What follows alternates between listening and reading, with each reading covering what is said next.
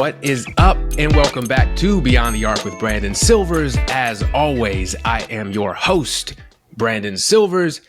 If you paid attention to last week's episode, you know I did all kind of women's hoops previews, going conference by conference, talking about the Big 12. I truly believe, as I said in the episode, they kind of got lost in the shuffle with all the conference realignment stuff, but this is a very exciting conference that you need to tap into. But I didn't feel like I did it quite enough justice. So I was like, what if I bring on an expert, someone who was literally born into Big 12 hoops? So guess what I did? Here we are, very excited to be joined by this analyst. You can catch her talking hoops on podcasts for both her Hoop Stats and the 1012 Network, also broadcasting multiple sports, including women's hoops for Iowa State and Drake. Somehow she also finds the time to make custom sneakers as well. It is an honor to be joined by Jodi Steyer Johnson. Jamie, thank you for coming on. Oh my gosh, Brandon. No, thank you so much for having me. I mean, especially when we're talking about the fact that your guests for these previews have been me and Lo Dreer. What great company to be in. So no, I love any excuse to talk Big 12 hoops. So I'm really excited for today. Me too. Shout out to my manager, Jessica Winslow, too, because she has all the cool connections and introduces me to all the cool people. So are you ready to get rolling? Oh, absolutely. All right. I need to find out what I got right, what I got wrong, what we need to go more in depth into. And so my team that I think is the best this year in terms of having Final Four chances and making it to Tampa, Iowa State, a team you are very familiar with. Yeah, a little bit. So for context, yeah, my mom has been the she's been associate head coach for several years, but she's been at Iowa State for 23. So it's been a long time. Yeah. And man, growing up in it obviously meant a lot. And now to work with the team, to work covering the league is like dream come true. But this group they're special. They really are. They're an extremely talented team. And even more than that, they're really connected. They have tremendous buy-in. The thing that really struck me in the offseason was to know that, all right, you're returning 5 of your 6 eligible returning producers. You have Emily Ryan coming back, and then those 4 terrific they were freshmen, now sophomores in Ariana Jackson, Kelsey Jones, Addie Brown, and then, of course, Audie Crooks. And so to have them coming back, to have a couple solid freshmen, you feel pretty good, but obviously you need to go to the transfer portal. You need to pick up a couple more players. You need to fill out your roster. And the talent they found in the portal was mind-boggling. To be able to pick up these 4 transfers that really could have gone to a lot of power conference schools and been guaranteed, 30 minutes a game, a starting spot, whatever. And they said, no, I see what we have here. I see what the potential is for this program, for this team. And I'm okay with having to fight for my spot. I'm okay with maybe playing a little bit less, but knowing that it's going to really be playing for something, that it's really going to be about as great of a situation as you could find as far as potential goes. And so those were Kenzie Hare coming in from Marquette. You had Sydney Harris coming over from TCU. You had Lily Talalay coming from UMass. And then you had Lily Hansford from Oregon State. And so then into that, you also add Elisa Williams, who was an LSU transfer that redshirted last year. And you end up with the deepest team that Iowa State's ever had by a pretty wide margin. And so it's been really exciting just to see them mesh together. We're recording this on the 8th. And so last night had a game, a little bit of a struggle, honestly, which is not the worst thing to have happen earlier in the season. Just learn how to work through some adversity. You still end up beating Indiana State by 22. But man, I mean, Audie Crooks, I am a huge Post fan. I was listening to all your previews, and so I know that you and Lo really got into that as well. I know she is also a big Post girly, and so I need to remember that. I need to remember to hit up Lo every once in a while on that topic. But Audie is incredible. Again, I'm just going to keep saying because it's so true. Incredible human being, and then a talented basketball player to boot. But she has been working so hard. Her defense against Indiana State, oh my goodness. Like, if that's something she can do consistently, the ceiling is even higher than we thought. And as you said, this is a team that does have legitimate Final Four potential. I mean, she was stretched out to the perimeter, really looked like they thought that they had something cooking there. And all of a sudden, she just locks it down. She stepped up to the challenge. She's out there smiling because she's getting blocks at the rim. She's staying in front of a really agile group of post players for Indiana State. So that was super exciting. Addie Brown did the same thing. She went into the offseason ready to level up her game and get in there and really defend. And then to have Emily Ryan back and healthy is tremendous.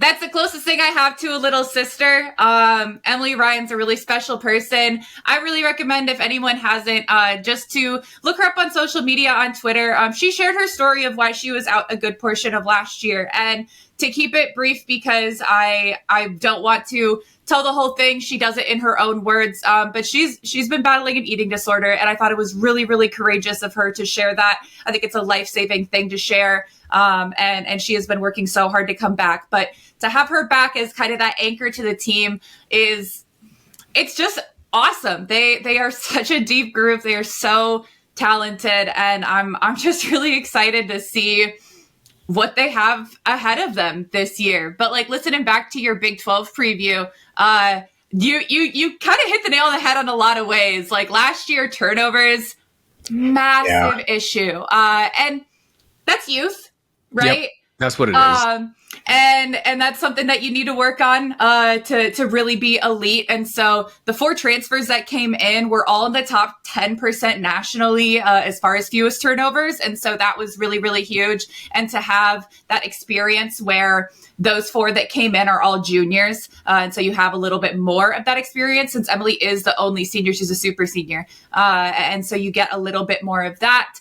They've played consequential minutes. And so that certainly helps. Again, I'm referring to the first couple games of the season. Game 1, pretty good as far as taking care of the ball. Game 2 against Indiana State, not as great. It felt like just nothing was going on offense for Iowa State in that game. But at the end of the day, you look at the box score and you feel like at the end of the game, you're just turning the ball over left and right. They had 16 turnovers. I turned to my broadcast partner and I said, well, yeah, that's about average for last year. I checked. No, it's literally average for last year. It was 16 turnovers a game last year. So when that feels like, oh gosh, that's about as bad as it can go, and it's your average, that's really not bad. And so they were really able to rely on their defense, which helped a ton. And then, you talk about just the talent portion of how Iowa State can compete at the absolute top of the top nationally. And I think a lot of people would latch on to that word and take issue with it. And I'm not going to. Iowa State is not a team that's going to get the top recruits, the top recruiting classes. This is a program that the top recruiting class in school history was number 8. This group that came in last year was number 10 nationally, which is great. Obviously, that is not bad at all. But you're not getting your top 5 recruits. You're not getting the most athletic kids. You're not getting the ones that are maybe grabbing the headlines coming out of high school. But what they do is they maximize the talent they have. Coach Fenley is brilliant. He is one of the smartest people I know by a lot. I learned basically everything I know about basketball from him, from my mother, from that coaching staff. And I like to think I know a little bit. So they know what they're doing. They scheme so well, and they get players that can buy into those schemes, that can do what's asked of them. That, like I said, they bought in. They're ready, even if that means maybe a little bit less playing time than they would have gotten elsewhere, but knowing what they're playing for. And so that's the thing is, they're going to work really hard. They're going to do what's asked of them, and what needs to be done. And so that goes a really long way. You don't need to have the most talented team, but you do. There is a lot of talent in this group, but more than that, they're so smart.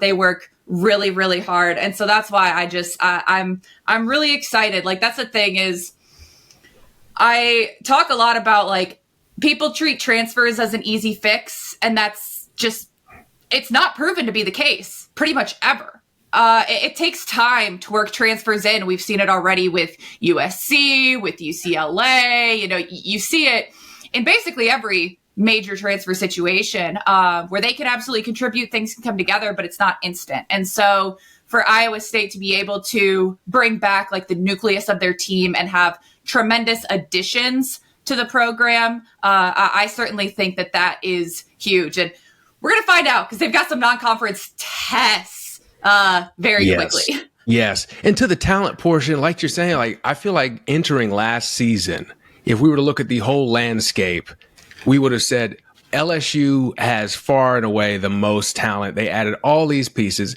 but then you see it on the court, the fit wasn't quite right. And so they didn't get as far as you would have thought they were going to get.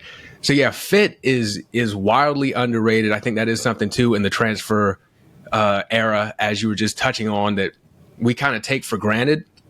Not everyone can play with everyone else. And kind of along those lines with Emily Ryan, what does she do specifically to run the show and make all these pieces fit together the way that they do?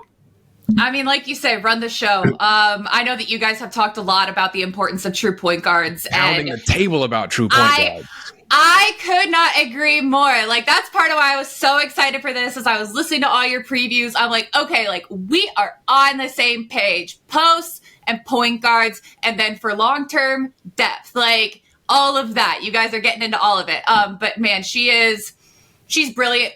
She could be a coach right now. She is. Like she truly is. The time that she was out last season, she was calling the plays almost exclusively in practice, a lot of the time in games too. In practice still to this day, when she's not in the play, she's calling the plays. The one exception actually is freshman Reagan Wilson. I was at practice the other day, and when she's out there in practice, she calls her own plays, which when they recruited her, they said, you know, this is someone who reminds us of Emily Ryan. And to me, that is like the highest praise you could give someone. And so I was like, all right, let's see this.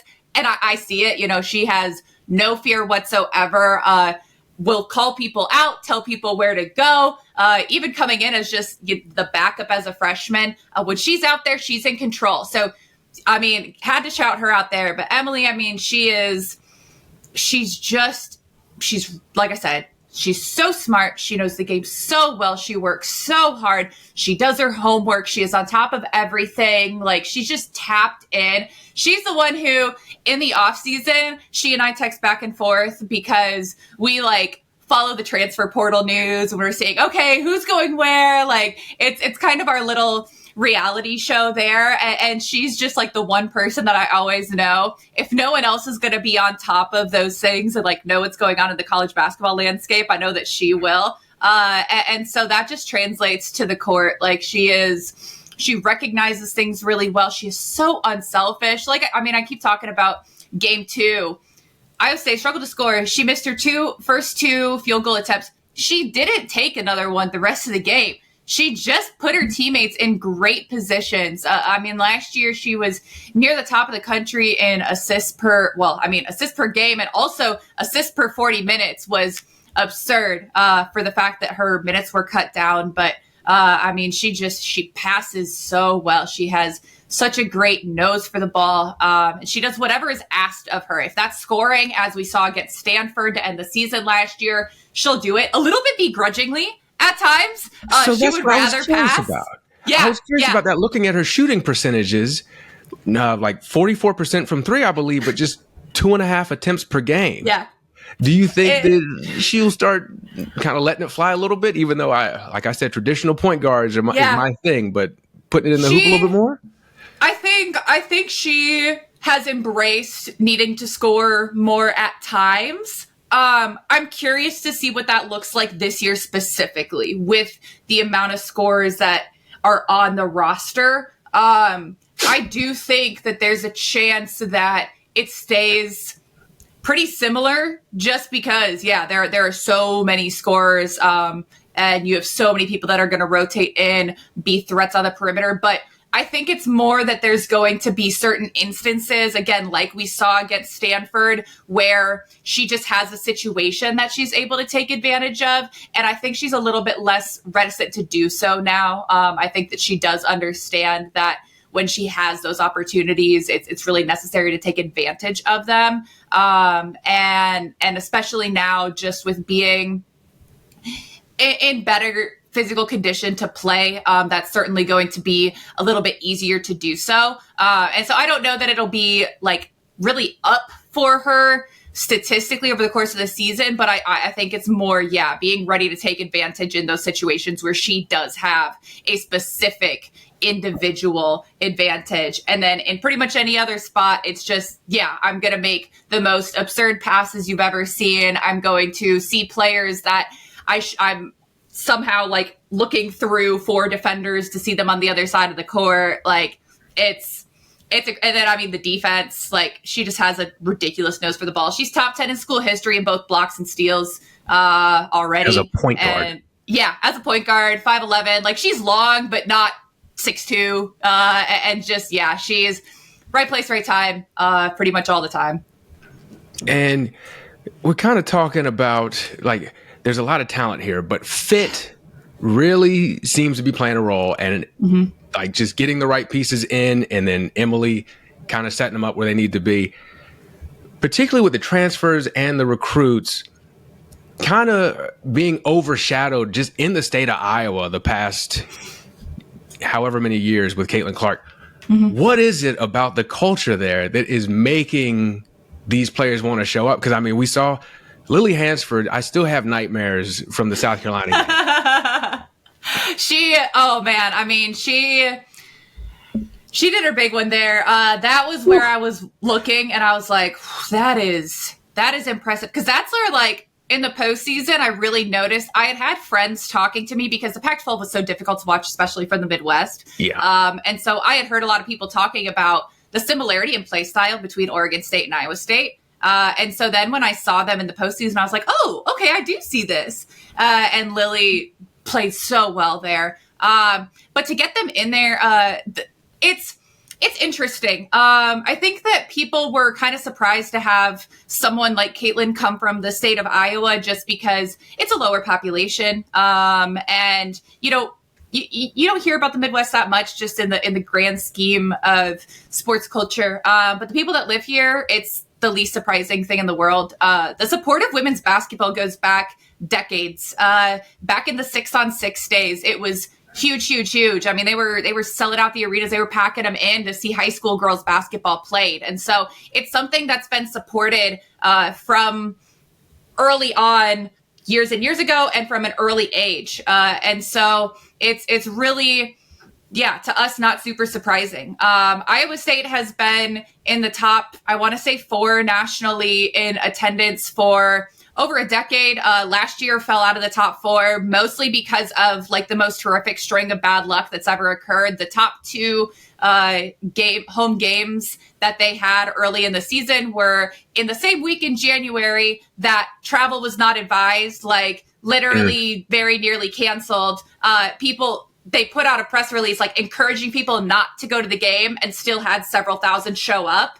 And then had a home game against TCU canceled. So to have all that happen and you're still 6th in the country, like that's when people were coming into it saying, well, this is going to be a rebuilding year. Not bad. And that was Coach Fenley came in right away in his 30th year now. But back when he came in, he and his wife, Deb, went out and they connected with the community. They got people in the seats. They went to the retirement centers and said, hey, come on out. You're going to love this team. And to this day, there's buses from the retirement centers that bring their residents over and they bring the team in to meet them. And the community just loves it. There's not pro sports around here. And so you have this incredible community support. And people are realizing that this whole NIL thing, yes, collectives are going to have money. There's places that are going to throw a lot of money at you.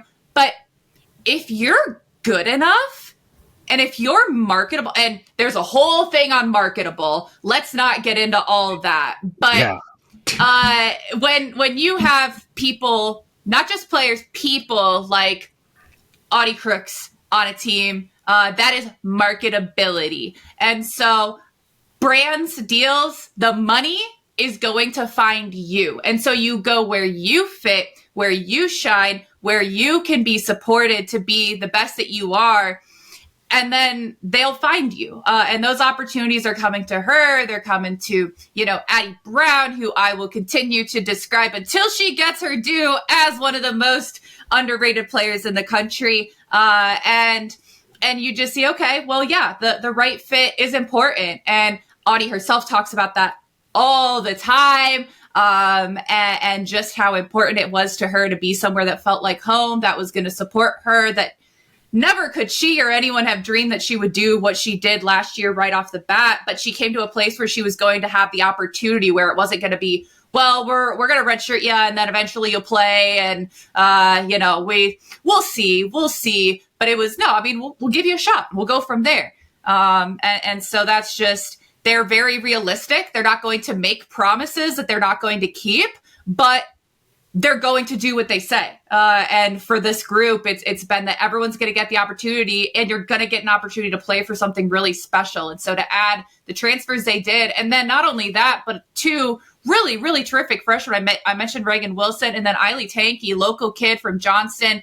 And she started the first two games. You bring in all this talent and you've got a freshman starting again. And she just talked about it's like a literal dream come true. Game one was a day game with kids there in the seats. The field trip game, you got 9,000 kids there. And she's like sitting there talking to me after the game on the radio. And she's like, it was surreal. I couldn't have even imagined it. I was that kid. And I'm talking to my mom later. She's like, yeah, Eiley was surprised. She was getting everyone's tickets for the exhibition game for her family, saying I got to get my family here because this is the only time I'm going to play this year, laughing about it. And then she's starting the actual first game. They're humble, that they're really fun. They're just so fun to watch. They play a fun style and then they're good people. I don't know. I mean, obviously I know them very well. I'm close to the group, but the way that they appear publicly is who they are truly. And so you have a very, very connected group, and they're different. They're not all the same person. They've got great personalities. I don't know if anyone has seen it, but I posted a short clip on my Twitter. I'm sure they'll get some more out there, but after the exhibition game, out of nowhere, they go out and they're line dancing after the game because they saw the links to it. Bridget Carlton up on the links. Exactly. And I guess last second that day, Audie went to the director of operations and had the idea, and he was like, yeah, whatever. And so they've done it now every game. They go out, if they win, they play the music and they're doing a line dance on the court after the game for a minute before they break it down and wave. It's the little just goofy stuff like that where they acknowledge it's a game.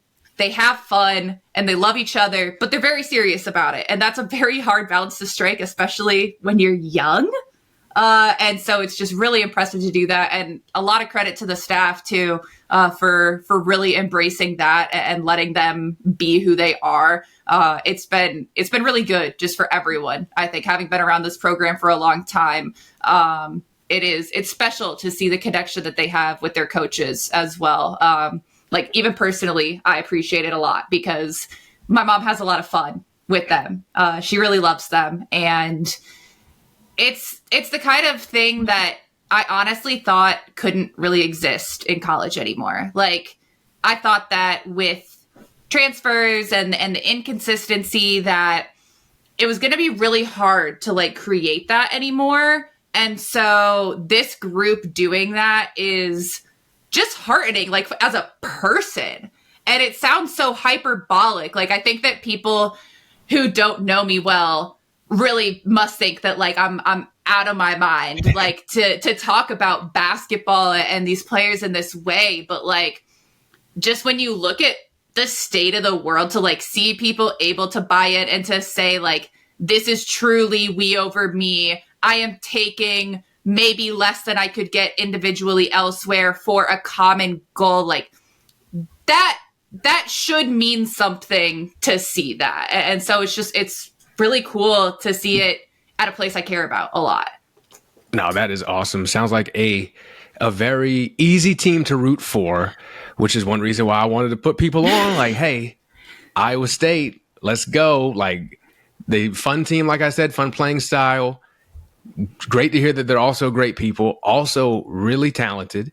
Yeah. And we're going to get a chance to see them against some heavy hitters. Non-conference season. Never shied away from a tough non-con slate, but this year might kind of take the cake. Got South Carolina and Middle Tennessee State down in Florida over Thanksgiving, and then going over to UConn as well for the Hall of Fame Classic. And then, you also play all three of your in-state rivals, which, like, a quick digression, like, mid-majors need to get a little bit more love, nationally, especially Iowa, like, such a crazy situation to be in where you have, Iowa over on the other side of the state, but you have Drake and UNI that are, like, always powers in the Valley. Like, I mean, obviously I cover Drake a good bit, but man, those are tough teams. And so, you're also playing all three of those every year. And of course, this year not being an exception. So you've got three of last year's four Final Four teams on your slate. At least you know. At least you're going to know. You're going to find out quick. And speaking of the mid-majors, because that's something I want to lean into covering more as well, because I got a program down the street, College of Charleston.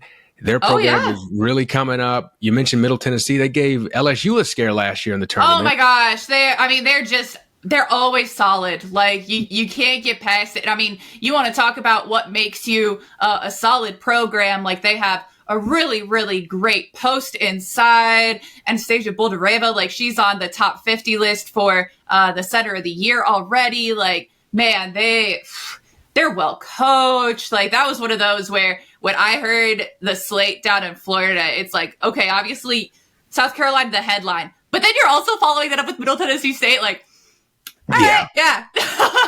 Exactly. So what are you looking for before conference season? What are you looking for from this team that lets you know, wins and losses aside, obviously you want to see wins, but what are you looking for that's going to let you know, okay, they are on the right track? Yeah, I want to continue to see balance. That's something that we've already seen. Obviously, you know that Audie Crooks inside is going to do a lot of work. She's going to produce really consistently. Even, game two struggled from the field, but still ends up with a game high 16 points. Like, she's going to get hers. I want her to continue to be really efficient. She's worked so hard in expanding her game, like I said, on the defensive end, also extending her range a little bit, more to the mid-range, more to a little bit of that fall away. But also at the end of the day, like, when you can just enforce your will, do it, and continue to attack there.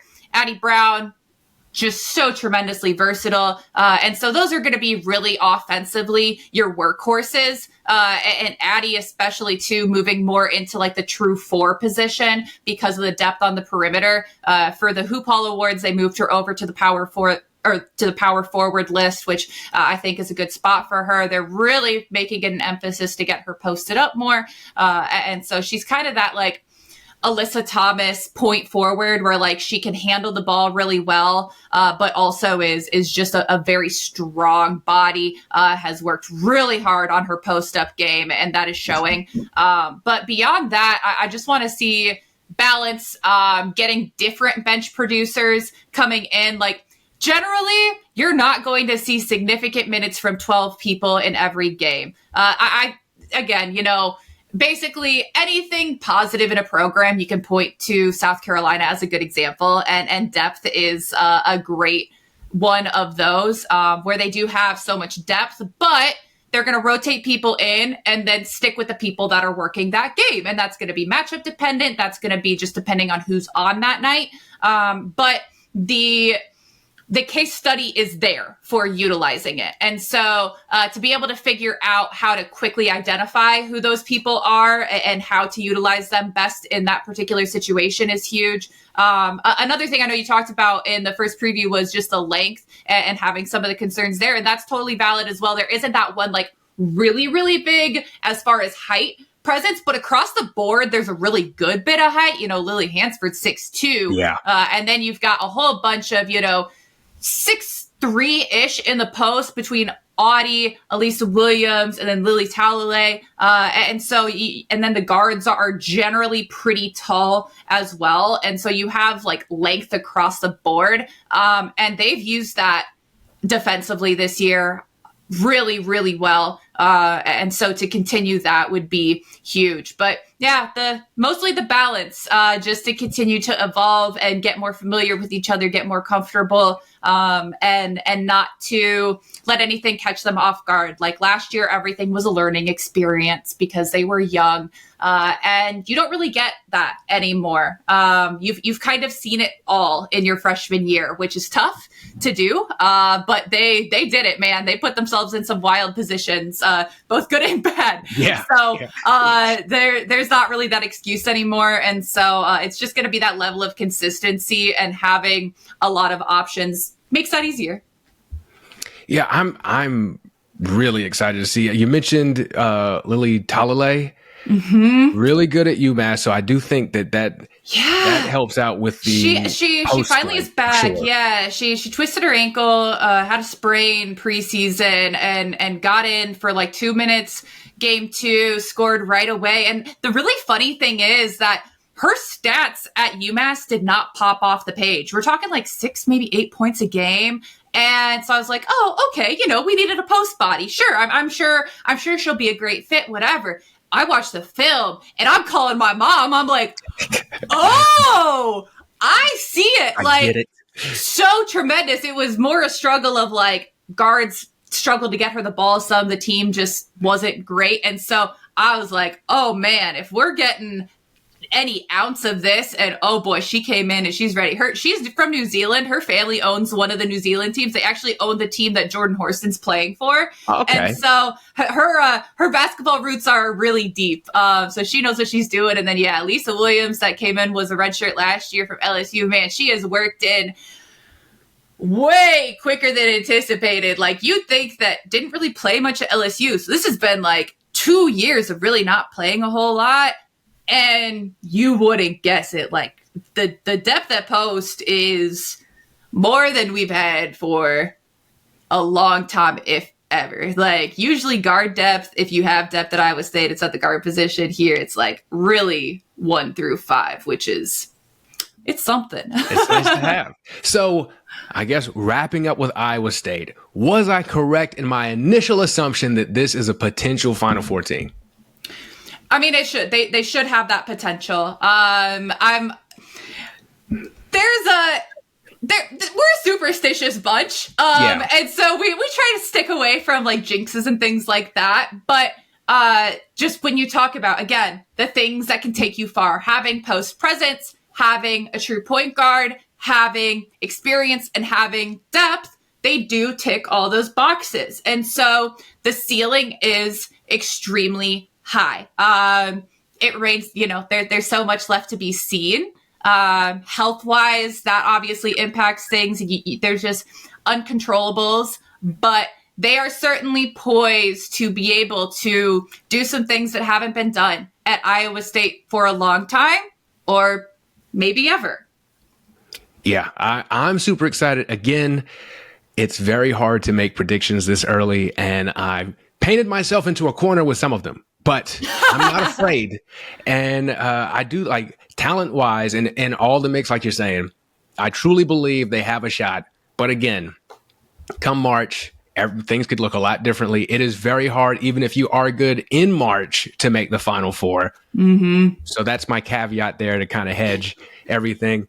Speaking of teams with traditional bigs, traditional point guards, and health issues, during the preview, I was very high on Kansas State.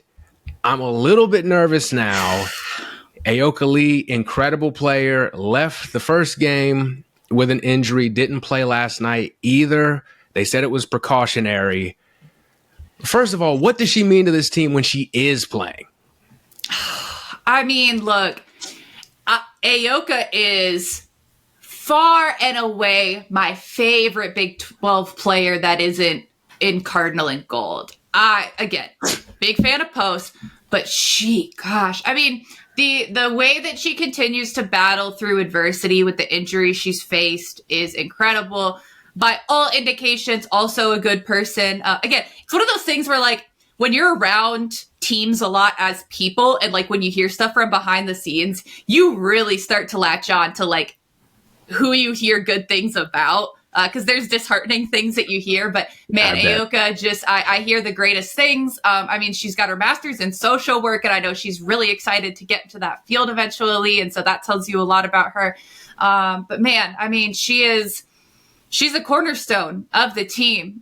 2 years ago, when she was out for the entire season, they had a tremendous amount of talent and struggled, I think, a lot more than they probably should have because they were able to rely on her so heavily. And then last year, in the times where she was out, kind of struggled to adjust. And it's really hard to go back and forth. Like 2 years ago was a little bit more inexplicable because you should have been able to adjust in the offseason to the style that you were going to have to play without her. Last year, when it's like back and forth, that is a little bit more understandable. But I mean, she attracts so much attention from the defense. She is such a force on the defensive end for them. I mean, I think back to last year when Iowa State faced them in a double overtime game. And down the stretch, I mean, she mostly was in for defense because they just didn't have anyone else that could contend with Audie. And so she had to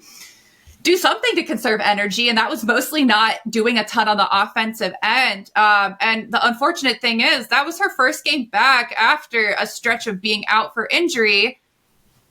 Maybe overdid it a little bit and went right back out. And so that's where, like, I know you talked about this. She's already been out.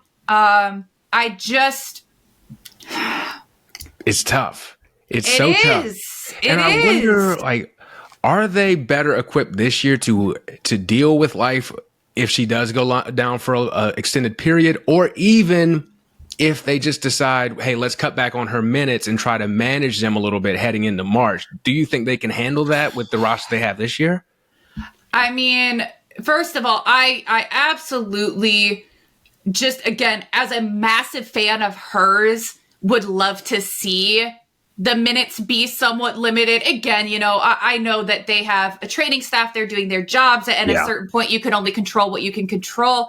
As an outside observer, I would be thrilled if it was like 20 minutes a game for her, if that meant that we actually saw her consistently throughout the course of the season, because at this point, she is just so injury prone. Like, it's what I talk about with Travis Hunter at Colorado, where like when you're playing that many snaps, something's bound to happen eventually. Like, incredible that it hasn't thus far this season. Coming into the football season, I was like, there's no way he could make it through most of the season. And I've been wrong so far.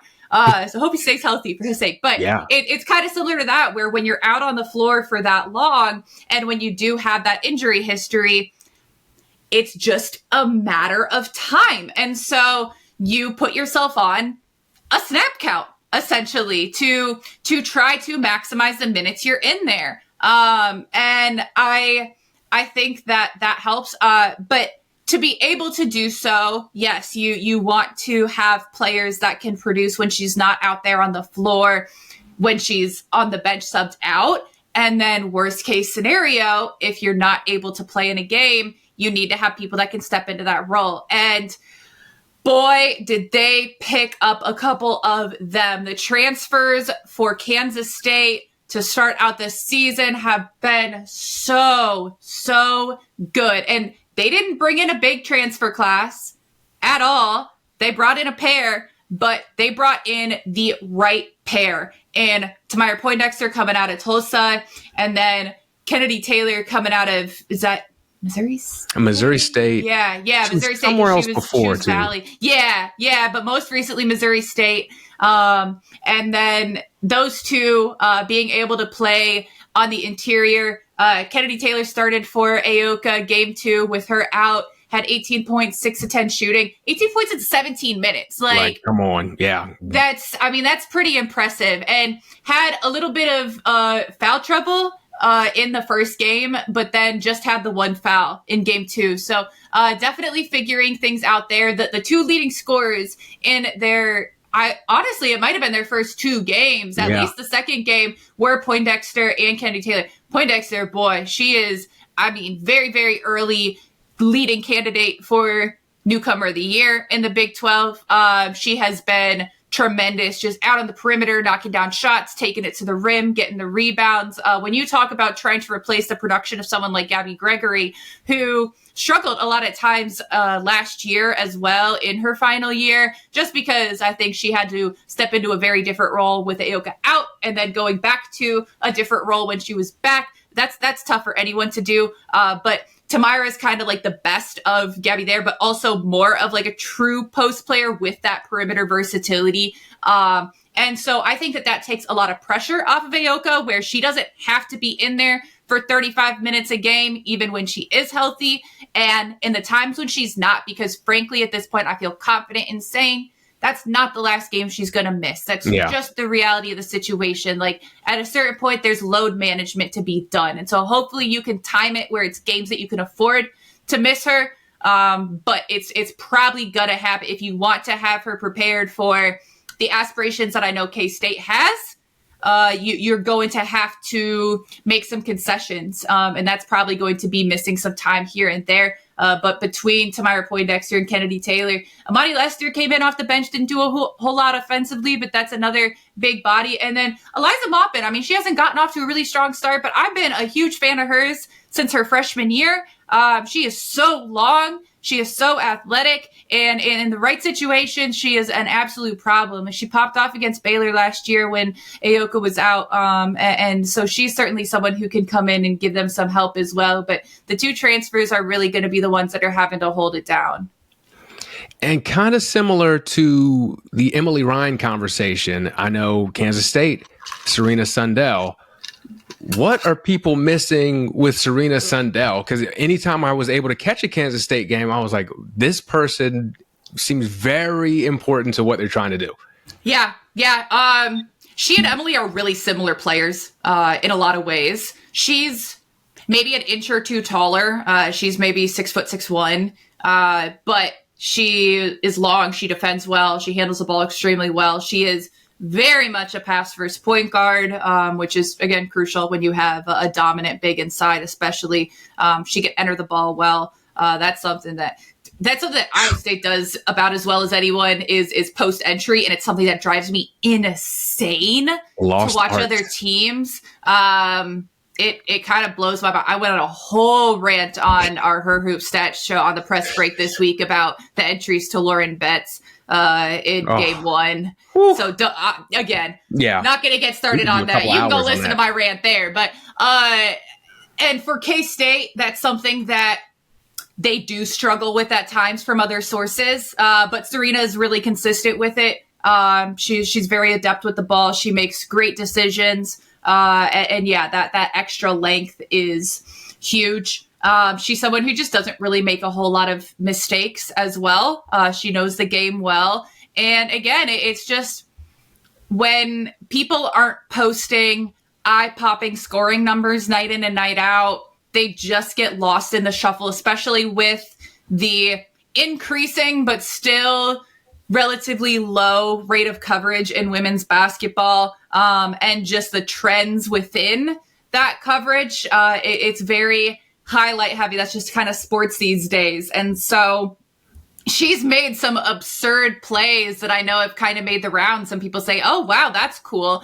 But doesn't become like the household name that is probably deserved because of what she means to Kansas State, because it's just sort of that workhorse mentality of showing up, doing whatever is asked of her, and whether that be rebounding, passing, playing defense, or scoring, she does it. And so their floor is a lot higher for having Serena Sundell. The ceiling is very dependent on the health of everyone else, especially Ayoka, but Serena Sundell just brings everyone up. I mean, that's really the mark of a elite true point guard, and that's what the Big 12 definitely has, a couple of them. Yeah. So speaking of that ceiling, in the preview, I thought potential Final Four team, like they've got the talent, they've got some of the pieces to maybe not all the way Final Four, but a deep run in March. Mm-hmm. What is the ceiling now, assuming that Ayoka is not going to be as healthy as we would hope she would be? Yeah, it's tough. I mean, coming into the season, it felt like everyone was just kind of hoping that somehow she made a huge recovery. I was there. That was me. And it's sad because, like, I want that. But if we're being realistic, when she came back after an entire year off to rehab from injury and then still struggled last year, I just didn't think that it was grounded in reality to come back and say, well, yep, she's going to be back to normal. She's going to be playing 30 minutes a game and she's going to be able to do everything that she's capable of doing. I just think she's past that point, which is sad. And so even if she is able to play consistently throughout the year, it's not going to be 30 minutes a game playing every night. It's not going to be being able to give it everything on both the offensive and defensive end of the court. Like, she can give it her all, but it's not going to be what we've seen from her in the past. And so they're going to be a lot more reliant on the supporting cast. That said, that could not be the worst thing. Like, I think the focus has to be on keeping her able to play to some degree, because they do have great pieces around her. Like, even though Briley Glenn redshirting as of right now it's just an odd situation that I don't know anything about. Yeah, that confuses obviously. Me. But I hope everything's okay. I hope she's all right personally, but it changes things a little bit. But the reality of the situation is she probably wasn't going to start anyway. So They still have Jalen playing. Jalen has looked really, really good, very efficient to start the season, was 4 for 6 in game 2, 2 for 3 from the 3, and has looked about as good as she's looked shooting the 3, is a menace on defense. And so that definitely helps as well. Their lack of depth is a little bit of an issue. Especially Terrence Sides also sat out game 2 again, just they're saying precautionary. And so that took away a lot of their depth, with Amani Lester struggling a little bit inside, Eliza Maupin, kind of a weird in-betweener, and then Gisela Sanchez is a very tall guard, but not like a 1-2 guard, like a 3 guard, and so it's their guard depth that's going to be an issue. And I was a huge Zion Walker fan last year. I am ecstatic to see her in the starting lineup. Like, last night had 14 points, 3 steals, 5 assists, 6 rebounds. Like, she's absurd. She's so versatile. But they're going to have to rely really heavily on those starters. And so I think that they do still have great potential. I just think that to put together a deep run in a single elimination tournament becomes a lot more difficult when you don't have that depth, when you are potentially going to be a little bit beat up by the end of the season. And again, I'm talking about limiting Ayoka's minutes. Well, I mean, you don't have a lot of players to rotate in. Like, you have the post players to relieve her some, but there's going to be times where they have to play the 4, where they have to just go big out of necessity. And so I think that the ceiling is a little bit lower than previously anticipated, perhaps. I think that they still can play incredible individual games, but over the course of the season, I just think it's going to wear down. Yeah, I think where I'm at now is if they can get to the Sweet 16, I think that is fantastic for them with what they're facing. Real bummer, because like you said, we've seen how great Ayoka is, and that's part of my optimism, and also wanting her to be that again. You're kind of seeing that unfortunately isn't going to be the case. And so, I not nearly as optimistic now. A team that I need some help with because they confuse me all the time. I don't know what to think. I barely talked about them because they were so confusing to me. Baylor. What is Baylor? What is Baylor? Just help. What is Baylor? That's the question. That is an excellent question to ask. And one that I've kind of been asking myself for several years. One that Mark Schindler and I talk about a lot, both on the marathon podcasts we've recorded together as well as off the air, because you're right to be confused. They have so much talent. They have for several years, and I just think it's taken some time for Nikki Collin to get the group in place that is going to play maybe the style she wants, to adjust to her players and get the players to adjust to her. It's tough to step into a role that was occupied by someone that did the things that Kim Mulkey did at Baylor. And so I'm glad they've given her a little bit of grace there. Not if you visit the message boards, perhaps, but as far as the administration goes. But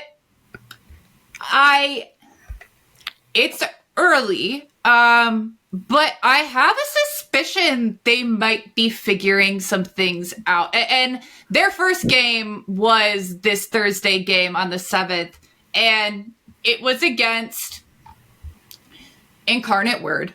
So we're not talking elite competition, but I was very surprised and very impressed by some of what I saw immediately in the box score. And then when I got home after Iowa State's 6:30 game and started watching film immediately till like 2 a.m. and watched Baylor because I am a crazy person.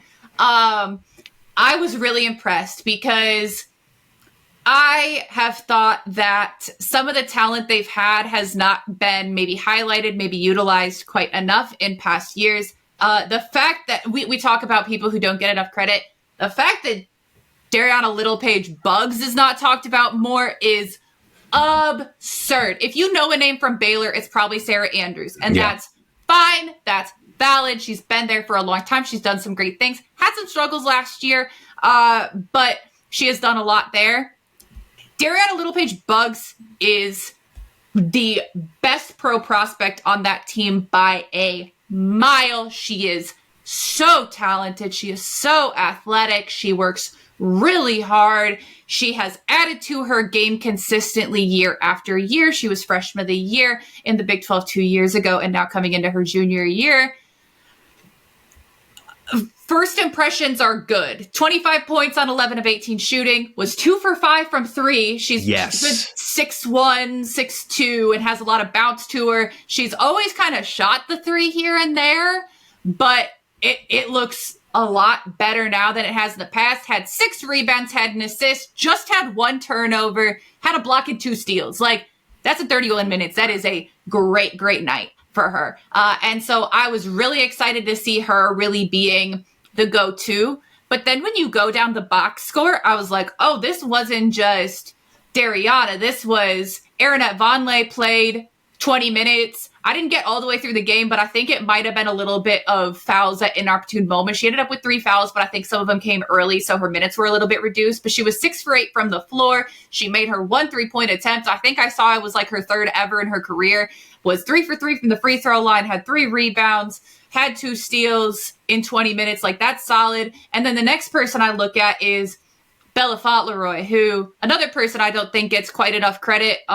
She had a rough shooting night. She was 4 for 14, but her getting 14 shots to me is such a good signal for Baylor because she has a beautiful 3-point shot. She can handle the ball. Like, she can take it to the rim, and she's also long. She's also tall. She's like the same height as Dariana. She's about 6'1", maybe 6'2", and she's got a little bit more of those perimeter skills. Those two are such a formidable 1-2 punch as far as just like matchup nightmares where like you can't really put a true post on them, but if you put a guard on them, they're probably going to be too small. And she also had 14 rebounds in 26 minutes. Like, that to have those be your top 3 options are massive. It's what I think should be their plan. They're a team that is on the whole undersized. Like, Aaronette Vonleh is slightly undersized for a center as far as height goes, but so tremendously skilled. And so to see it running through those 3 is Huge, because they're so difficult to guard. I am a little worried. Jana Van Geitenbeek, who finished out the season on an absolute tear last year, started out strong, was 4 for 8 from the floor, had 5 assists, just had the 1 turnover, a steal, couple rebounds, all in 17 minutes. She did go down with a non-contact injury. And so, if she does end up going out, that's going to hurt, especially with Ines Goryanova, a really highly touted freshman. She's out for the season. She had an ACL in the preseason. And then Kayla Nelms is their other freshman. She's a very talented big. She didn't suit up. I haven't been able to find anything on that. Yeah, so I'm assuming maybe it was precautionary, but we'll kind of have to wait that one out. But that'll be a blow to their depth. But Yaya Felder coming in off the bench, didn't do a ton in this game. She is great. And then all of a sudden, let's just throw something else in there, because coming in at semester is Aaliyah Matharu back in the Big 12 after going Mississippi State, Texas, spent a year at Florida, and then decides that she was going to hit the portal and ended up, she's going to grad transfer, be there at semester. So like, that'll be weird to work someone in at semester, but like, I don't know. I mean, as Nikki Collins said, like when you have the opportunity to take a guard like Aaliyah, you do. And so especially if that is an issue with Jana, that would help a lot. And then Sarah Andrews, I mentioned Sarah Andrews. She was 2 for 6, was 1 for 5 from 3. She struggled last year, and they've said like she has not been fully healthy. She broke her hand like 2 years ago and just has struggled to bounce back from that, which is, I think, very valid. When you are a point guard or a shooting guard and you break your hand, things are going to be tough. You need those. Those. Yeah. But I like to see them easing off a little bit as far as her shooting load, as far as even her handling load. Like, I think she's a great 2 guard. That, again, I'm kind of going based off of a lot of these teams have sort of shuffled people around and then submitted them for the Hoop Hall positional awards. And so you can see, all right, this is where they're anticipating playing them this year. And so that was another big change, was they submitted her as a shooting guard as opposed to a point guard as they have in the past. Nikki Collins likes to play this 2 point guard system. It's something Baylor's done for a long time when they can, to have 2 primary, which, I mean, 2 and primary shouldn't go together, but that's what they do. They kind of split time at the same time on the court, so you can't say that it's always going to be the same person bringing the ball up the court. And that very quickly shook out last year to be Jada Walker and Sarah Andrews. Jada Walker only took 1 field goal attempt in game 1, but made all 6 of her free throws and had 10 assists, like 10 assists to 2 turnovers in 27 minutes. Like, she is very, very talented. She's a great facilitator. And so to have that 1-2 guard punch of Jada Walker and Sarah Andrews, and to have them be a lot more conscientious about what they're doing offensively is massive. And then they're just going to be tough defensively. They really get after it, especially on the perimeter, to kind of make up for the times when they don't have a lot of size inside. And they have more size inside with Erinette Vonleh that's going to be really productive this year. And so that's definitely going to help them as well. But yeah, they've been an enigma for a couple years. I still don't know exactly what to anticipate. Again, when kind of one of your cornerstones is a transfer, that changes things. When you're looking to potentially utilize people that haven't been utilized maybe as much as they should have been in the past couple of years, it's like, okay, well, is this going to be sustainable? Is it sustainable? And then is it going to be sustained? Because those are 2 different questions too. Yep. But the very, very, very early indications are certainly in a positive direction for them. But again, it's about putting it together. Like, they've had really great overall records, but like at the end of the season, you just look back and it's like, maybe it's hypercritical, but like they haven't moved me a lot. And so I would just like to see a little bit more of that consistency and performing at like the high end. And hey, Coach Cullen would as well, because she straight up said, our expectation this year is nothing less than a conference championship. And that's a statement to make. So her team, she's challenging them. She's having them step up to the plate. And so, I mean, you got to look around at the landscape of the conference right now at the roster they have and say, yeah, you absolutely should have a shot at it. But it's going to be really interesting to see the way they go about it, especially with the health issues. Yeah, and I am curious too. I know Fauntleroy had a ton of rebounds last night, and Vonleh is extremely skilled, as you mentioned. I don't have her as being a really high volume rebounder. I think her rebounding percentage when she was getting significant time at Colorado was about 12%. Typically, the good rebounders, they're 15 plus. Yeah. And like her averages are a little low too. I'm wondering what happens with that, because we saw some of the early shooting. Well, like if DLB is going to be hitting threes and Vonleh, I mean, that's going to help a lot. But I feel like their 3-point shot is a little inconsistent. So you need to be hitting the offensive glass for sure. You always, always, always have to close out possessions with hitting the defensive glass. So I'm wondering where, if the Vonleh rebounding was an issue just in the context of the Colorado system and the role she was playing there, or if we can expect a little bit more from her here, just with more opportunity, more. I don't understand. Yeah, and I think that's something that I'm wondering as well. I don't have like a good answer for it. I would say that if it continues to be kind of similar production wise from her, she would be in a much better situation now where it would be less impactful, because not only is Bella Fauntleroy a workhorse on the glass, but I mean, Dariana can absolutely clean it up. Like, didn't as much in this game, but a lot of that is because like she does a lot of work on the offensive glass and she wasn't missing a whole lot of shots. Yep. So that certainly helps a lot. So those two will do a lot as far as rebounding goes. But that also means that if Vonleh were to increase the rebounding output just slightly, that would be really, really impactful, because you already have multiple people who are able to do that. And so I do think that at times it can be hard to have two rebounders that are that good, because people start to just think, well, yeah, that's their job, and so they're going to do it.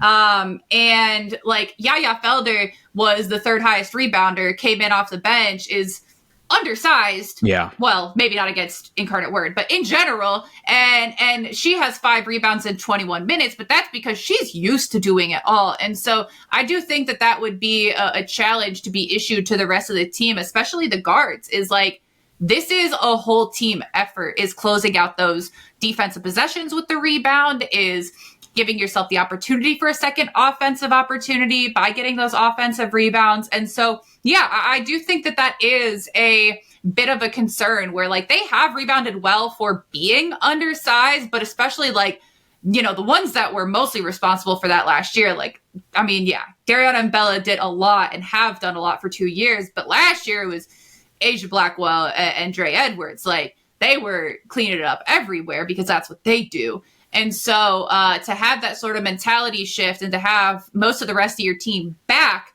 you don't really want it to be, well, Bella and Dariana are going to do what Dre and Asia did, and the rest of us are just going to let them. Like, good luck. you gotta level it up for sure. And that's not just Aaronette Vonleh. That's like the guards as well. Everybody. I think would make a really, really big impact. Yeah, especially if you've got Aaronette and Dariana out shooting threes too. You mentioned Dariana very good on the offensive glass, very hard to offensive rebound if you're also shooting threes. I don't know. I won't even ask you for predictions on Baylor, because that is just too stressful for both of us, I think. But we'll see. Errand. Yeah. Yeah, we'll see. Who knows? And then the final top 25 ranked team, West Virginia.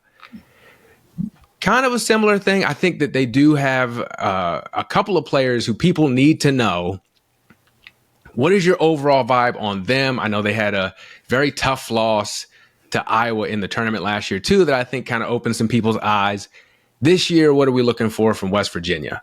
Yeah, I think West Virginia is fairly underrated for their capabilities. I think that what they did last year with a new coach was really impressive. Something that will certainly come into play in conference season is, the Big 12 for years and years and years, everyone played a balanced schedule. Everyone played each other twice. Well, now there's 16 teams. And so that's not an option anymore. And so when you start looking at people's conference schedule, there's going to be some that are more difficult and some that are not as difficult. And Way on the not as difficult side this year is West Virginia. They have a very, very fortunate schedule as far as who they play twice and who they get to play the one time at home. And so I do think that that is going to come into play. That's why they got a first place vote. And so that is definitely going to be big for conference play. But before that, they return a lot of production. Jordan Harrison, Jodi Quinterly, Kylie Blackson, Kaya Watson. That's 4 of your starters from last year in a team that was very, very good. They gave Iowa a run for their money. They're a defense-first team, and they turn their defense into offense.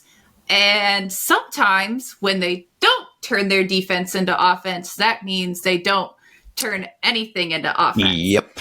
And so that's the struggle for them. And I know when we were kind of sharing notes, that's something you mentioned is the 3-point shooting, is the offensive production.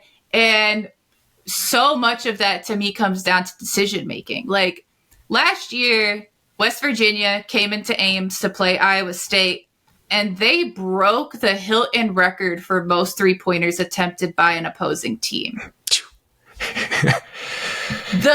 The things you have to do for that, like, and Iowa State is a team that allowed some of the most 3-pointers shot in the country intentionally, but they gave up a lot of threes, and that was a calculated decision. And then when teams like West Virginia played into that, why would you ever do anything different? And so I think for what they have and what their abilities are, they have the option to be a lot more aggressive to the rim, to move the ball, to try to get at least to the mid-range. Their issue has been not having a true center, a true big. That is a massive issue if you want to be an elite team. And also in the Big 12, the Big 12 has perhaps the best post group of true centers top to bottom in the league in the country.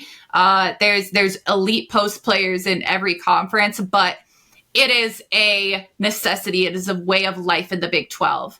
It sets apart the haves from the have-nots. And last year, it was mostly a have-not for West Virginia. Danelle Erigbabu came in at times off the bench and could be solid, especially defensively. Never quite put it together this year. My dark horse, what I was talking about freshman of the year, was potentially Jordan Thomas for West Virginia, for the fact that she is a true 5. She is a pretty solid athlete. She has the height. She's 6'3". She's very, very strong. She's very built. And if she's fairly highly ranked. And so my thought was, if she comes in ready to play, that is like the missing piece for West Virginia. And what I saw from her game 1 for them was pretty solid. Only ended up with 1 actual field goal attempt. She kept getting fouled. Made her 1 field goal, was 4 for 6 from the free throw line, had 3 rebounds, just had 2 fouls in 18 minutes. Like, that's not a bad outing. And especially for a West Virginia team that wants to play a really, really high-paced style, you probably aren't playing with a center for every minute of the game, especially when you have Kylie Blackson, who can kind of stretch the floor, has the height, but is a much more of an athlete, much more of like a traditional 4 sort of player. So they have potential there. They also brought in Celia Revere from a community college, I believe. And so that's another post player. And they've got Tirza Moore back, only played a couple minutes, but she's someone else who can get in and play kind of the 4 and the 5. But their big producers are going to be the guard group. And that primarily is going to be Jordan Harrison and Jodi Quinterly. You talk about like a 1-2 punch. I talked about Jada Walker and Sarah Andrews at Baylor, and they're very similar in that they both are going to handle the ball quite a bit. Kind of an interesting one for game 1 for them. Jordan Harrison had 8 assists. Jodi Quinterly didn't have an assist. I think that was more just a function of the way the game went. Like she will have a lot of games where she's distributing the ball quite a bit. Part of it is she was limited. She ended up with 4 fouls in 19 minutes of play. So that is something they are prone to at times because of how aggressively they play defense. If you get the wrong whistle or get a little bit off balance once or twice, you can get the fouls stacking up pretty quickly. But those two just make everything so much easier for the rest of their team. That's why I do think if they were a little bit more selective with their shots, especially from the perimeter, they could find really good higher percentage shots because of the abilities that having those kind of ball handlers buys them. The issue being they are both pretty significantly undersized. So you also have to be a little bit creative with what you're doing. And so the margin is a little bit slimmer for them. They have a lot of talent. It's where the ceiling's pretty high. Like when they're on and in the right situation, in the right matchup, they're great. But there's just some things that they can't quite match up with. There's just some things where if the shots are off, if the offense or if the defense isn't turning into offense, like with teams that are great about preventing transition defense or great about avoiding live ball turnovers, that's where they do struggle. They added some solid transfers. Sydney Shaw from Auburn is good. She was the fifth starter. Was 7 of 9. Was 5 of 6 from the 3-point line. So that's certainly something that'll catch your attention on the part of West Virginia. And so that would be if she can consistently do. I mean, I wouldn't say that, but consistently do anything close to that. That'll be a huge boost, especially to step into the vacated spot that they have from some of the graduations last year, like Lauren Fields leaving. That would be a huge person to be able to step into that role as kind of their designated shooter. But yeah, it's a little bit tough. They don't have quite as much of that going deep. And they don't really have that proven interior player, but they have more potential there than they had last year for sure. So if they can step up, if they can get even one of those players to produce somewhat consistently, that's when you're looking at a team that certainly can make some noise. Like they're one that should be in the conversation for conference title because they buy themselves that opportunity with how well they play defense. And they will make a difference in it, even if they aren't the ones that end up winning, because they'll probably beat someone else that's right there in the race as well. And I feel like they are kind of built for a win or go home type scenario when we get to March, just because it is so chaotic. Quinterly and Harrison, they are hell to get the ball up against, like very good defensive guards. Yeah. So, but you're right. If you have a team that doesn't turn the ball over and also has a post, like we've been saying, I do think they can get into some trouble. And it was almost possession by possession in the Iowa game last year in the tournament, where it's like one possession, you're like, I get what they're doing. This makes sense. Here we go. And then the next possession, it was like, who is this team? What happened to the team I just saw last possession on offense? Yeah. It's like, there wasn't a tremendous amount of consistency, and that was what we saw consistently throughout the season, was that things were very up and down. They very infrequently put together complete games. And, you could go from game to game, seeing them do very different things offensively, seeing them try different things. And then sometimes they would find something that worked and not go back to it. And so that was kind of frustrating at times watching them. But yeah, because they just are so defense oriented, and the offense suffers a little bit for it. But when you have 17 steals like they did in game one, that gives you a little bit more opportunity there. So I don't know. I'm very interested to see how they put it together there, because they do have really high potential, but it's there's more hurdles there than some of the other teams we've talked about. Yeah. So who else in the conference should we be keeping an eye on as far as a team that can get to the NCAA tournament, maybe win a game or two that I didn't cover or that we haven't mentioned today? Yeah, I mean, you mentioned in your initial preview and in our notes talking a little bit about TCU. they're going to be one to keep an eye out for, like one way or the other. I don't know what to think. I didn't for all of last year. I was fascinated to see how they produced once they got out of the non-conference slate last year, because frankly, their non-conference slate was terrible. So I was excited to see them against actual competition. That never happened because they had so many consequential injuries that we literally never saw the actual roster that they had in the non-conference slate that dominated inferior competition up against actual solid teams. They did play Nebraska, but it was almost impossible to watch that game. So I don't count that one. I later heard that, I want to say the film that came out of it, because it was streamed maybe one place, and then the film that was on Synergy was terrible too. And so I've heard a lot of complaints about that specific game. People are I was really fascinated by that. So media things. You talked about it earlier too, with the coverage of women's basketball. This is what has really affected my confidence with Big 12 games too, is just trying to find the games and a good feed of the games. I'm glad I already lost my hair, or else I would just go through it again.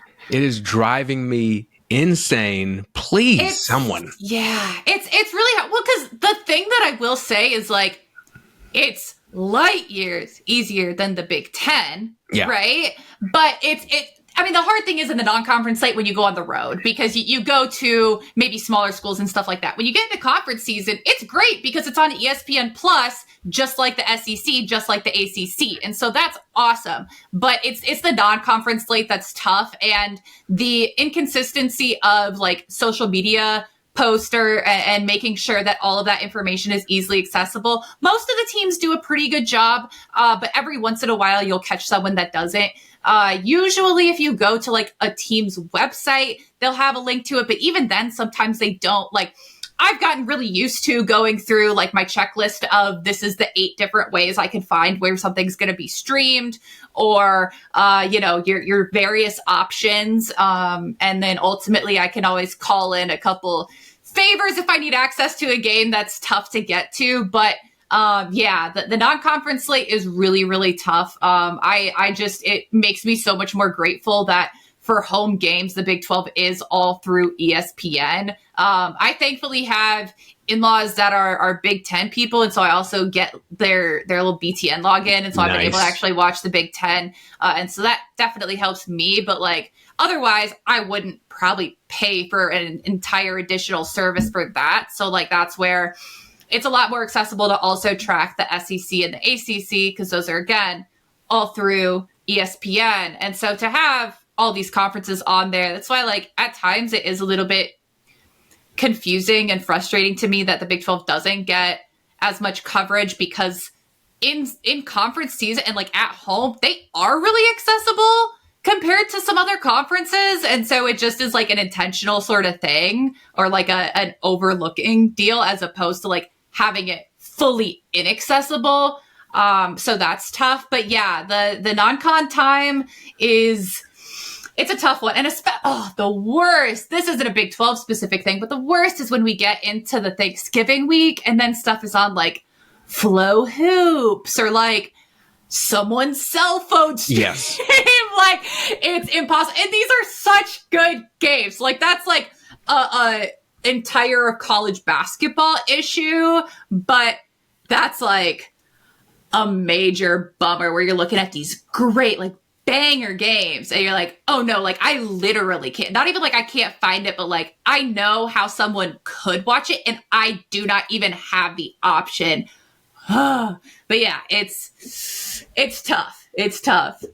Yeah, because I put out a weekly sports watch guide newsletter, and I've been trying to include as much women's hoops as possible, especially because I enjoy both men's and women's the early season when they're playing these schools that you don't typically get to see. Yeah. And just going through, and it's well, I don't know if I should include this game where, okay, you got to walk down the street, you knock on this door 3 times, you talk to a guy, you say the password, exactly, and he hands you the stream, and it's this is ridiculous what we have to do. I've gotten the us fact way that off track. that's a thing for UConn is kind of like the Big East. Come on, y'all. Like, really? Like, y'all are going to make it impossible. Like, your contract is with Flo. Like, I'm very grateful for the Big 12 that they have their contract with ESPN fleshed out, and they're like working to continue to solidify that, because there's maybe not as many actual like nationally televised games as you would hope, because that's across the board the case, because I think way more should be televised, but It's increasing. And at the very least, they are consistently watchable with a very common streaming subscription that is not a single purpose streaming service. Yes. So if you do happen to see TCU somewhere, you've got some stuff. So they've got Haley Van Lith. They do. Yeah. Will they be using her differently than LSU used her last year? Because that wasn't quite the fit as we saw. And and how does it compare? How will her role at TCU? How do you think it will compare to her role even at Louisville? She definitely will be used really differently. She's not going to be consistently the sole primary ball handler. They were able to bring in some really, really talented guards in the portal. They were able to bring in a really solid portal class in general. But Donovan Hunter coming in from Oregon State is, I think, another fairly underrated player. She was just a freshman last year, but that's like a legitimate 6'1" point guard. I think that she's very, very talented. She was someone who it was really interesting to watch where she ended up, just because she was someone that I think was pretty highly sought after. And so she really can distribute the ball extremely well. And then you also have Madison Connor, who had some injuries last year, but a truly elite shooter and can pass the ball well, just has a pretty versatile game. Both Madison Connor and Haley Van Lith had 7 assists in their first game. And so that was a little bit interesting to me, just because I didn't anticipate Van Lith maybe distributing quite as much as she did. But when you have Sedona Prince inside that you're dumping it off to, that certainly helps. Makes it easier. Especially when Sedona Prince actually goes inside as opposed to like drifting around the perimeter. As she does at times. There's times where I'm like, hey, you're 6'8". But she remembered really quickly. And so that's kind of a nice bailout option to have, especially in the non-conference. So I do think that they're taking the primary ball handling out of Haley Van Lith's hands a good bit, and that's allowing her to be more of a playmaker when she has the ball. And so she had 14 shots, only 5 of them were from the 3-point line, was able to get to the rim a little bit more, earned herself 8 free throws. So I do think that that's really big. Also had 6 steals. And so again, you talk about the level of competition in game 1. This was against Houston Christian, who they struggled. TCU struggled to start the game. It took them a second to get their feet under them. But I mean, that's really common in starting games. Like, it was 10-6 in the first quarter. It was not exactly an offensive masterpiece. But they figured things out, certainly, as the game went on. Ended up with 18 steals, only had 5 turnovers. That's really big to me, where even if you aren't firing on all cylinders, perhaps, you're at least not like turning the ball over. Maybe you just aren't making shots that you would like to. I do think that there's some concern. 3 for 21 from the 3-point line, and it's players that should be able to make them, taking them. But again, this is coming from someone who works with Iowa State, and they had one of the worst 3-point shooting performances they've had in a long time yesterday, and I'm still really not worried about it. So it's more about, is this going to be a pattern, or is this the exception? And part of that is figuring out what went wrong and how you can adjust to it. And then part of it is just saying, okay, flush it and move on.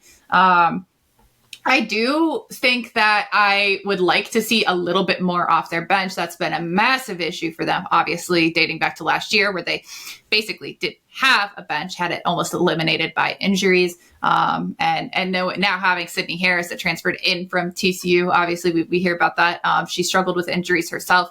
But they have a really, really talented player that's on their bench right now. And Una Jovanovic, she came in as a transfer last year, was able to produce pretty consistently. One of the few players that stayed healthy almost the entire season. Came in 18 minutes, made her 2 field goal attempts, had 2 assists, didn't have a turnover. Like, I think that that's someone who should be a lot more involved for them. I think that they need to get people involved early. The fact that you don't have anyone coming in off the bench and playing more than 20 minutes in a game that you win by 37 points is an issue. When last year you had to cancel games because you had so many injuries, and you're coming out and you're playing your starters for 30, 35, 30 minutes. People that also have injury history, it's irresponsible. And so I mean, obviously I'm a little frustrated because it affected Iowa State in a negative way to have to cancel those games. I feel terrible for the players.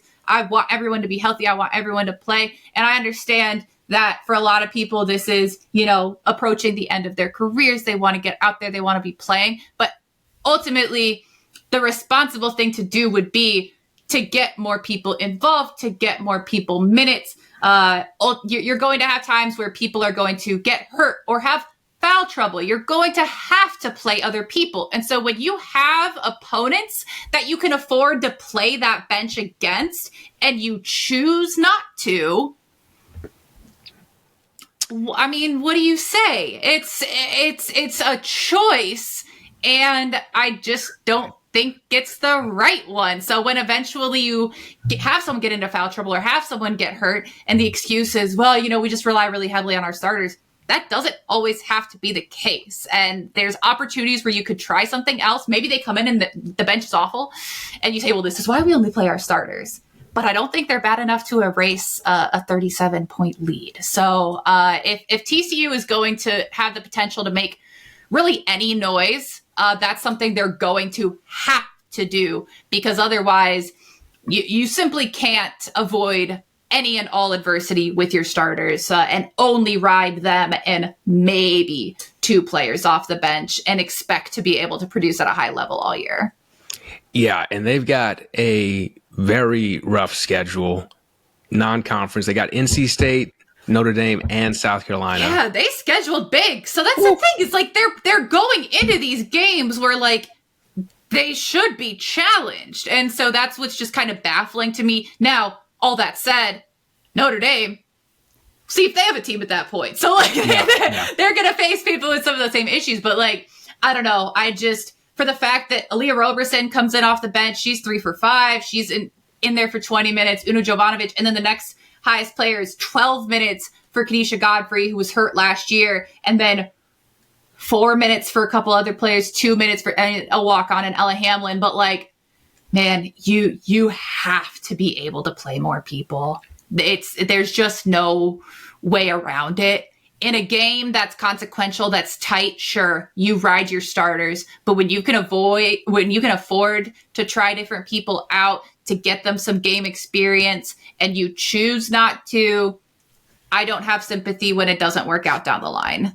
You and me both. So yeah, I'm not super high on them for that reason and some of the others you mentioned. Is there anyone else? I mean, we need to be paying attention to the whole conference, despite how many hoops we have to jump through in the non-conference to watch them. But is there anyone else who you're like, this team could possibly make a run? Or any players from other teams that we should just be like, hey, they might not make a run, but they got a really good, talented player right here. Yeah, I mean, well, the Big 12 last year had the most freshman talent across the board of any conference in the country. Obviously, we hear the big names of Hannah Hidalgo and Juju Watkins, and, Madison Booker was in the Big 12 last year. People heard a little bit about Audie, but you had, by my estimation, a minimum of 8 players that any other season would have won Freshman of the Year. And they didn't all make the all-freshman team. You had nearly 20 that any other year would have made the all-freshman team. So it was a wealth of talent there. Now, some of them have since gone on to the SEC. Some have transferred. You have one in Kaylee Wolfson at BYU who was she was incredible, great shooter, great playmaker. She's on mission. And so that's a little bit of a wrinkle there for BYU. And, realignment has hit the Big 12 pretty hard just in how things were so uncertain for a lot of the time that this year's class was being recruited. And there's been a lot of departures due to that realignment with some of the incoming schools, people that didn't want to play in the Big 12 that wanted to stay closer to home if they were from like the coast, things like that. And so there's no one else that jumps out at me that's like a team that is really going to like make a ton of noise. There's a lot that have potential to do something. Oklahoma State has Staley Hurd, who is a sophomore now, who is tremendously, tremendously talented. She's, 5'11", but just does it all. Like, she scores at the rim, she handles the ball, she plays defense, she shoots. Like, they had some major depth issues. They had some injury issues last year, and now they've shored things up a little bit, got some pieces in the portal, but like, she is crucial. She is really fun to watch. I really, really like her. And then Samaya Nichols, in much the same way at Kansas, she stepped up in a big way on a very veteran team last year as a freshman, and just is extremely versatile, is extremely capable. They're going to need her. They are going to have, I think, some tough times because they did lose their really, really veteran core from last year. And so there's going to be a lot more on her shoulders this year and not quite as much around her to help with that. She's tremendously capable, but I think it's going to be tough at times for her. And then beyond that, there's just there's a lot of interesting teams. You have Arizona coming in for the Pac-12, who plays to the level of their competition, perhaps to a fault, have had some struggles to start the year, have been pretty rough, especially defensively. But we've seen this play out before, and then somehow they get into conference play and in the Pac-12 would upset the ones at the top of the league, but then would lose to the ones at the bottom, like very much playing to the level of competition. They're a team that really reloads in the portal a lot every year, brings in a lot of freshman talent. So they're a new team every year, still figuring things out there. Not looking great now, but also a team that has the potential to look really good eventually. So I don't know. It's a very odd season for the Big 12. There's so much new. Utah, I suppose, is one that you have to call out, where they had Gianna Neepkins coming back after her knee injury, and based on the little bit that I've seen so far, is not missing a beat. They are shooting the lights out. They are extremely efficient, just as they always are. I really am excited to get to see them play a little bit more. Maya Torre transferring in. She's another one that I think has tremendous versatility, is going to play the 5 for them, is more of a 4, but has the length, has the strength. And then you get to just throw in people like Ines Vieira, Jenna Johnson, who have a lot of experience, Kennedy McQueen, and then they are playing the heck out of their bench in games where they can afford to. So I do think that Utah maybe is the one that people aren't really talking about that does have the potential to make noise because they are a veteran team. They do have a lot of experience. Losing Alyssa Peely is a huge blow, and you maybe don't have that true 5 inside. But what they do have beyond that is really good, and you have people that can do enough at the 5, especially defensively, and then stretch things out on the offensive end to make things difficult for their opponent. So that's the one that I maybe am watching the most with interest, because they're also going to be a fun up-paced style, and they definitely could put some things together to get a lot of notice that I haven't seen anything yet that says they won't do it, and they maybe have a little bit more potential than people anticipated preseason. Well, I feel like if you're not ready to run through a wall to look at Big 12 basketball now, I don't know, what do we need to do? Like, what else could be done? I feel like we've covered it. Before you go, first of all, thank you for coming on. This has been fantastic. I'm certainly even more pumped up, but let people know you do all these great things. Where can they find you? Yeah, you can find me all over the place. So I work with both the 10-12 Network and Her Hoop Stats. I've got podcasts on both of those platforms.